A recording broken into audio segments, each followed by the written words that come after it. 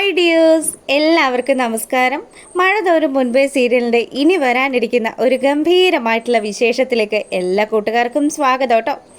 അങ്ങനെ ഇതാ നമ്മുടെ രേവതിക്കുട്ടി ഗ്രേസമ്മയുടെയും മാമച്ചൻ്റെയും ഒക്കെ കണ്ണു വെട്ടിച്ച് അവരുടെ ആ ഒരു ഷെറിൻ്റെ റൂമിൽ കയറുക. അപ്പം അവിടെ കയറിയ സമയത്താണെങ്കിലോ പേടിച്ച് പുള്ളിക്കാരി കയറുന്നത് തന്നെ. അങ്ങനെ അതിനകത്ത് കയറിയതും ശരിക്കും അവൾക്കൊരു ടെൻഷനായി. ദൈവമേ, മാമച്ചനും ഗ്രേസമ്മയും എങ്ങാനും ഇത് അറിഞ്ഞു കഴിഞ്ഞാൽ പിന്നെ പ്രശ്നമാകുമല്ലോ. തന്നെ ഇനി ഈ വീട്ടിൽ നിന്ന് പറഞ്ഞു വിടാനുള്ള സാധ്യതയൊക്കെയുണ്ട്. ഇപ്പോഴാണെങ്കിൽ അവർ വലിയ സ്നേഹമൊക്കെ കാണിച്ച് തൻ്റെ ഒപ്പം നിൽക്കുക. എന്തായാലും ഇപ്പം കയറിയിട്ട് ഈ റൂമിൽ എന്താ ഉള്ളതെന്ന് കണ്ടെത്തണം. തനിക്ക് ആ ചേച്ചിയെക്കുറിച്ചും ചേട്ടനെക്കുറിച്ചും ഒക്കെ അറിയാൻ വലിയ താല്പര്യമുണ്ട്. അങ്ങനെ നമ്മുടെ രേവതിക്കുട്ടി ആ റൂമിൽ മുഴുവനും പരതുക. ഈ സമയത്താണെങ്കിൽ അവൾക്ക് ഷെറിൻ്റെയും അതുപോലെ ഗ്രേസമ്മയുടെയും മാമച്ചൻ്റെയും മകനും കൂടി നിൽക്കുന്ന ആ ഫോട്ടോയൊക്കെ കിട്ടുക കേട്ടോ. അത് കണ്ടു കഴിഞ്ഞപ്പോൾ തന്നെ രേവതിയുടെ മനസ്സിലേക്ക് എന്തൊക്കെയോ ചില കാര്യങ്ങളൊക്കെ വരിക. അവൾ കുറച്ച് സമയം ഇങ്ങനെ ആലോചിച്ച് നിന്നു. അതിനുശേഷമാണെങ്കിൽ അവരുടെ ആ ഒരു ഡ്രോയിങ്ങിനെ തുറന്ന് പരിശോധിക്കുന്നതിനിടയിൽ ശരിക്കും അവർ തമ്മിൽ, അതായത് നമ്മുടെ ഷെറിനും ആ ഒരു പയ്യനും തമ്മിൽ വിവാഹത്തിന് മുന്നേ തന്നെ അവരൊന്നായതിൻ്റെ ചില തെളിവുകളൊക്കെ നമ്മുടെ രേവതിക്കുട്ടിക്ക് കിട്ടുക. എന്താണെന്ന് വെച്ചാൽ അവൾ വിവാഹത്തിന് മുന്നേ തന്നെ പ്രഗ്നൻ്റ് ആയിരുന്നു എന്നുള്ള ആ ഒരു കാര്യം, ആ ഒരു റിപ്പോർട്ട് കണ്ടതും ശരിക്കും രേവതിക്കുട്ടി ഞെട്ടി നിൽക്കുക. എന്താ ഇത്, ഇങ്ങനെ ആ ചേച്ചി പ്രഗ്നൻ്റ് ആയിട്ടുണ്ടെങ്കിൽ ആ ചേട്ടനും ആ ചേച്ചിയും തമ്മിലുള്ള ബന്ധം അത്രയും ആഴത്തിലുള്ളതായിരിക്കണമല്ലോ. വീട്ടുകാർക്കാർക്കും ഇതൊന്നും അറിയില്ലേ, ഇതെന്താ ഇത് എന്നൊക്കെ ആലോചിച്ചുകൊണ്ട് പുള്ളിക്കാരി അവിടെ നിൽക്കുക. അങ്ങനെ അതിനിടയ്ക്കാണെങ്കിലോ നമ്മുടെ രേവതി ആ റൂം ക്ലീൻ ചെയ്യാൻ മറന്നിട്ടില്ല. പുള്ളിക്കാരി നല്ല ഗംഭീരമായി തന്നെ ആ റൂം അങ്ങ് വൃത്തിയാക്കി. അതിനുശേഷമാണെങ്കിൽ റൂം പൂട്ടി വെളിയിലിറങ്ങുന്ന രേവതിയാണെങ്കിൽ ഈ രഹസ്യം എങ്ങനെയെങ്കിലും മാമച്ചായനെയും ഗ്രേസമ്മയും അറിയിക്കണമല്ലോ. അവരറിഞ്ഞിട്ടില്ല എന്ന് ആണെങ്കിൽ ഒരിക്കലും അവർ ആ ഷെറിൻ ചേച്ചിയെക്കുറിച്ച് അന്വേഷിച്ചിട്ടില്ല എന്നല്ലേ അറിയേണ്ടത്. അപ്പോൾ എന്തായാലും അവർ ഈ വിവരങ്ങളൊക്കെ അറിയിക്കാൻ വേണ്ടിയിട്ട് നമ്മുടെ രേവതി കാത്തിരിക്കുക. അങ്ങനെ പുറത്തു പോയ മാമച്ചനും ഗ്രേസമ്മയും തിരിച്ചു വന്നു. ആ സമയമാണെങ്കിൽ നമ്മുടെ രേവതിക്കുട്ടി പറഞ്ഞു, അതെ ആൻറ്റി, ഞാനിന്നൊരു തെറ്റ് ചെയ്തു. എന്താ നീ ചെയ്ത തെറ്റ്? അതെ, ഞാൻ നിങ്ങളില്ലാതിരുന്ന സമയത്ത് അവിടെ ആ റൂം ഒന്ന് ക്ലീൻ ചെയ്തായിരുന്നു. നിന്നോട് എത്ര പ്രാവശ്യം പറഞ്ഞിട്ടുള്ളത് ആ റൂമിൽ കയറരുതെന്ന്? എത്ര പറഞ്ഞാലും നിനക്ക് മനസ്സിലാവില്ലേ? ആ റൂം ഞങ്ങൾ അത്രയും അധികം ഇമ്പോർട്ടൻസ് കൊടുക്കുന്ന ഒരു റൂമാണ്. എൻ്റെ മകൻ്റെ മരണശേഷം ഞങ്ങൾ ആരും ആ റൂമിലേക്ക് പോയിട്ടില്ല. അവൻ്റെ ഓർമ്മകൾ തളം കെട്ടി നിൽക്കുന്ന ഒരു മുറിയാണ് അത്. അങ്ങനെയുള്ള മുറി നീ എന്തിനാ തുറന്നതെന്നൊക്കെ ചോദിച്ച് ഗ്രേസ് അമ്മ ഒച്ചയും ബഹളമൊക്കെ വെക്കാൻ തുടങ്ങി. ഈ സമയമാണെങ്കിൽ മാമച്ചൻ വന്നിട്ട് പറഞ്ഞു, പോട്ടെ ഗ്രേസ്, എന്തിനാ നീ ഇങ്ങനെ ഒച്ച ഉണ്ടാക്കുന്നത്? അതെ, ഈ പെണ്ണിനോട് എത്രയും പറഞ്ഞാലും ഇവൾ അനുസരിക്കില്ലല്ലോ. വീട്ടിൽ ജോലിക്ക് നിൽക്കുകയാണെങ്കിൽ ആ ജോലികൾ മാത്രം ചെയ്താൽ മതി. ഞാൻ ആ റൂമൊന്ന് വൃത്തിയാക്കിയെന്ന് വിചാരിച്ച് എന്ത് പറ്റാൻ പോവാണ്. എന്തായാലും ആൻറ്റി ഒന്ന് വന്നേ, ഞാൻ കാണിച്ചു തരാമെന്ന് പറഞ്ഞ് രേവതി ആ റൂം തുറന്ന് മാമച്ചനെയും ഗ്രേസമ്മയും കാണിച്ചു കൊടുക്കുക. റൂമിൻ്റെ ആ ഒരു വൃത്തിയും അതുപോലെ സാധനങ്ങളൊക്കെ അടുക്കി വെച്ചിരിക്കുന്നതും നമ്മുടെ ഷെറിൻ്റെയും അതുപോലെ അവരുടെ മകൻ്റെയും ഫോട്ടോയൊക്കെ ഇരിക്കുന്നതും ഒക്കെ കണ്ടു കഴിഞ്ഞപ്പോൾ ശരിക്കും നമ്മുടെ മാമച്ചനും ഗ്രേസമ്മയ്ക്കും വലിയ സങ്കടമായിട്ടോ. അവർ പറയുന്നുണ്ട്, ഞങ്ങളുടെ മക്കൾ അവരുടെ ആ ഒരു ഓർമ്മ ഞങ്ങളിലേക്ക് വരിക. എന്തിനാ നീ ഇത് തുറന്നത്? എന്തിനാ നീ ഇത് ഇത്രയും വൃത്തിയിൽ വെച്ചത്? ശരിക്കും എനിക്കിത് സഹിക്കാവുന്നതിനും അപ്പുറം ഞാൻ മറക്കാൻ ശ്രമിക്കുന്ന പല കാര്യങ്ങളും എൻ്റെ മനസ്സിലേക്ക് ഓടി വരിക എന്നൊക്കെ പറഞ്ഞ് നമ്മുടെ ഗ്രേസമ്മയാണെങ്കിൽ കരയാൻ തുടങ്ങി. രേവതിക്കാണെങ്കിൽ എന്ത് ചെയ്യണമെന്നറിയില്ല. അവൾ കണ്ടെത്തിയ കാര്യങ്ങൾ മാമച്ചനോടും ഗ്രേസമ്മയോടും പറയണം. അതിന് ഒരേ ഒരു മാർഗം മാത്രമേ ഉള്ളൂ. ആ റിപ്പോർട്ട് അതെടുത്ത് നമ്മുടെ ഗ്രേസമ്മയുടെ കയ്യിലേക്ക് കൊടുത്തിട്ട് പറഞ്ഞു, അതെ ആൻറ്റി, ഞാൻ കണ്ടെത്തിയ ഒരു കാര്യം ഇത്. പിന്നെ ആൻറ്റിക്ക് അറിയാമല്ലോ, ആൻറ്റിയുടെ മകൻ്റെ മരണശേഷം ഷെറിൻ ചേച്ചി എവിടെയാണെന്ന് ആൻറ്റി അന്വേഷിച്ചിട്ടുണ്ടോ? ഇല്ല. എന്താ ഇപ്പം നീ അങ്ങനെ ചോദിക്കാൻ കാര്യം? അല്ല, ഇതെന്താ ഈ പേപ്പർ?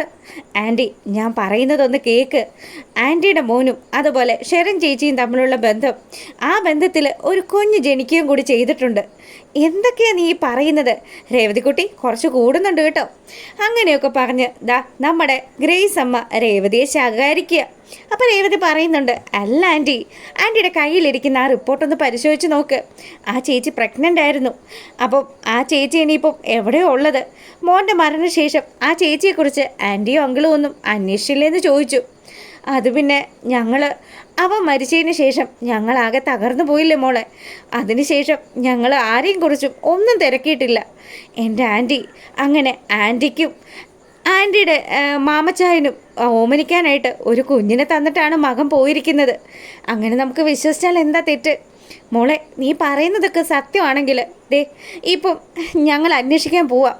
ആ കുട്ടി എവിടെ ഉണ്ടെന്ന് ഞങ്ങൾ കണ്ടെത്താം. അല്ല, ഇനിയിപ്പോൾ ആ കുട്ടിയുടെ കല്യാണം കഴിഞ്ഞു പോയിട്ടുണ്ടെങ്കിൽ എന്ത് ചെയ്യും ഗ്രേസമ്മയെന്ന് മാമച്ചൻ ചോദിക്കുക. അതിന് ആ ചേച്ചിയുടെ കല്യാണം കഴിഞ്ഞോ അല്ലെങ്കിൽ ആ ചേച്ചി ഈ കുഞ്ഞിനെ പ്രസവിച്ചോ എങ്ങനെയാണ് ഇപ്പോൾ നിലവിലുള്ളതെന്ന് ആ ചേച്ചിയുടെ വീട്ടിൽ പോയാലല്ലേ അറിയത്തുള്ളൂ.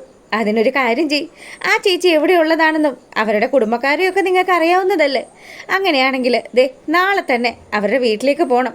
ചേച്ചിയെക്കുറിച്ചുള്ള കാര്യങ്ങളൊക്കെ അന്വേഷിക്കണമെന്ന് രേവതിക്കുട്ടി പറഞ്ഞു. അപ്പോൾ ഇതുകൂടി കേട്ട് കഴിഞ്ഞപ്പോൾ നമ്മുടെ മാമച്ചനും ഗ്രേസമ്മയാണെ വലിയ സന്തോഷത്തിലായി. അവർക്ക് ഓമനിക്കാനായിട്ട് അവരുടെ ഒരു മകൻ്റെ കുഞ്ഞിനെ കിട്ടിയെന്നറിഞ്ഞ ആ ഒരു സന്തോഷമാണ് അവരുടെ മനസ്സിൽ മൊത്തം ഉള്ളത്. അങ്ങനെ ഇതാ രണ്ടുപേരും കൂടെ പെട്ടെന്ന് തന്നെ ഒരുങ്ങി അവർ ആ ഒരു യാത്ര അങ്ങ് തിരിക്കുക. അപ്പോൾ രേവതിയോട് പറഞ്ഞു, ഞങ്ങൾ വരുന്നത് വരെ എല്ലാ കാര്യങ്ങളും സൂക്ഷിച്ചോണം കേട്ടോ. ശരി, ആൻറ്റി അങ്കിളും പോയിട്ട് വാന്ന് പറഞ്ഞ് അവർക്ക് ധൈര്യം കൊടുത്ത് രേവതി അവിടെ അങ്ങനെ നിൽക്കുക. ഈ സമയമാണെങ്കിൽ തൊടുപുഴയിലുള്ള അത്യാവശ്യം സമ്പന്നരായിട്ടുള്ള ഒരു വീട്ടിലാണ് നമ്മുടെ ഷെറിനുള്ളത്. അങ്ങനെ ആ ഷെറിൻ്റെ ഫാമിലിയിലെത്തിയതും ഷെറിൻ്റെ വീട്ടിലെ കാർന്നോർ ഉമ്മറത്തിങ്ങനെ ഇരിക്കുക. അപ്പം അയാൾ ചോദിക്കുന്നുണ്ട്, ആ നിങ്ങളായിരുന്നോ? നിങ്ങളെ പിന്നെ കണ്ടിട്ടില്ലല്ലോ. അല്ല, എന്താ വന്നത്? അതെ, ഞങ്ങൾ ഷെറിനെ കാണാൻ വേണ്ടിയിട്ട് വന്നതാ. ഷെറിനെ കാണാനോ? എന്തിന്? ഇത്രയും വർഷങ്ങൾക്കിടയിൽ നിങ്ങൾ ഷെറിനെ കുറിച്ചൊന്നും അന്വേഷിച്ചിട്ടില്ലല്ലോ. പിന്നെ നിങ്ങൾ എന്തിനാ ഇപ്പം ഇങ്ങ് വന്നത്? അത് ഞങ്ങൾക്കൊരു തെറ്റുപറ്റിപ്പോയതാ. ഞങ്ങളുടെ മകൻ്റെ മരണശേഷം ഞങ്ങൾ ആകെ മൊത്തം വല്ലാത്തൊരവസ്ഥയിലായിപ്പോയി. അതുകൊണ്ടാണ് അങ്ങനെയൊന്നും അന്വേഷിക്കാൻ പറ്റാണ്ടിരുന്നത്. എന്തൊക്കെ പറഞ്ഞിട്ടും ഒരു കാര്യമില്ല. നിങ്ങളോട് ഇപ്പം ഞങ്ങൾക്ക് സംസാരിക്കാൻ പോലും താല്പര്യമില്ല എന്ന് ആ കാർന്നോര് പറഞ്ഞു. ഇത് കേട്ടപ്പോൾ നമ്മുടെ മാമച്ചനും ഗ്രേസമ്മയ്ക്കും വലിയ വിഷമമായിട്ടോ. അല്ല, ഷെറിൻ ഇപ്പം എവിടെയാണ് ഉള്ളത്? ഷെറിൻ്റെ കല്യാണമൊക്കെ കഴിഞ്ഞു. ഷെറിന് 2 മക്കളും ഒക്കെ ഉണ്ട്. അവളിപ്പോൾ ഇവിടെയല്ല താമസം. എന്താ ഇപ്പം ഇതൊക്കെ ചോദിക്കാൻ കാര്യം? അത് മനസ്സില്ല മനസ്സോടുകൂടി അവസാനം നമ്മുടെ ഗ്രേസമ്മ ആ കാര്യം അങ്ങ് അവതരിപ്പിക്കുക. അതെ, ഞങ്ങളുടെ മകനും നിങ്ങളുടെ മകളും തമ്മിൽ ഇഷ്ടത്തിലായിരുന്നു. ആ ഒരു രീതിയിലാണല്ലോ നമ്മൾ അവരുടെ എൻഗേജ്മെൻറ്റ് വരെ നടത്തി വെച്ചത്. പക്ഷേ പിള്ളേർ നമ്മൾ ഉദ്ദേശിക്കുന്നതിനും അപ്പുറത്തെ ഒരു ബന്ധം ഉണ്ടായിരുന്നു. അങ്ങനെ ഷെറിൻ പ്രഗ്നൻ്റ് ആയിരുന്നു. ആ വിവരങ്ങളൊക്കെ ഞാൻ ഇപ്പോഴാണ് അറിയുന്നത്. എൻ്റെ മോൻ്റെ മരണശേഷം അവൻ്റെ റൂമിൽ ഞങ്ങൾ കയറാറ് പോലും ഇല്ലായിരുന്നു. അത് പൂട്ടിയിട്ടിരിക്കുമായിരുന്നു. കഴിഞ്ഞ ദിവസം ആ റൂമിൽ കയറിയപ്പോഴാണ് അവൻ സൂക്ഷിച്ചു വെച്ചിരുന്ന ഈ റിപ്പോർട്ട് ഞങ്ങൾക്ക് കിട്ടിയതെന്ന് പറഞ്ഞ് നമ്മുടെ ഷെറിൻ്റെ ആ ഒരു റിപ്പോർട്ട്, പ്രഗ്നൻസിയുടെ ആ ഒരു റിപ്പോർട്ട് ഗ്രേസമ്മ എടുത്ത് കാണിച്ചു കൊടുക്കുക. ഇത് കണ്ടപ്പോൾ തന്നെ അവളുടെ അച്ഛൻ്റെ മുഖമൊക്കെ അങ്ങ് മാറാൻ തുടങ്ങി. ദേ, ഇവിടെ നിങ്ങളുടെ കുഞ്ഞും നിങ്ങളുടെ തള്ളയും ഒന്നുമില്ല. ഞങ്ങളുടെ മോളെ ജീവിക്കാൻ അനുവദിക്കണം. ദയവ് ചെയ്ത് മരിച്ചവരോ മരിച്ചു, അവളെങ്കിലും സന്തോഷമായിട്ട് ജീവിക്കട്ടെ എന്ന് പറഞ്ഞ് ഒരു വക പരുഷമായിട്ടുള്ള രീതിയിൽ നമ്മുടെ ഗ്രേസമ്മയും മാമച്ചനെയും അയാൾ അവിടെ നിന്ന് പറഞ്ഞയക്കുക. ശരിക്കും ഈ കാർന്നവരാരാണെന്നോ? നമ്മുടെ അലീനയുടെ അച്ഛൻ്റെ അച്ഛനായിട്ട് വരും. അതായത് ഈ പറയുന്ന ഷെറിൻ നമ്മുടെ അലീനയുടെ അപ്പച്ചിയായിട്ട് വരും. അപ്പം ഇതൊക്കെയാണ് ഇനി സംഭവിക്കാൻ പോകുന്നത്. മറ്റൊരു ട്വിസ്റ്റ് കൂടി ഉണ്ട് കേട്ടോ. നമ്മുടെ ചിന്നുക്കുട്ടിയാണ് ഇപ്പം ഗ്രേസമ്മയും മാമച്ചനും അന്വേഷിച്ച് നടക്കുന്ന ആ ഒരു കുഞ്ഞ്.